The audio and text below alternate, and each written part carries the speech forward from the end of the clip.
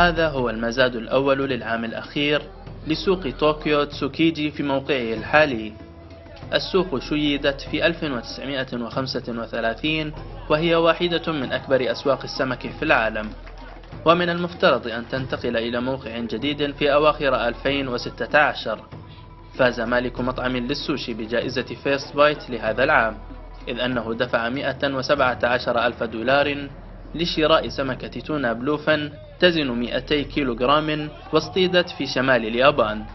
وأصبحت سوق السمك التي تعود إلى 80 عاما معلما سياحيا شعبيا في السنوات الأخيرة.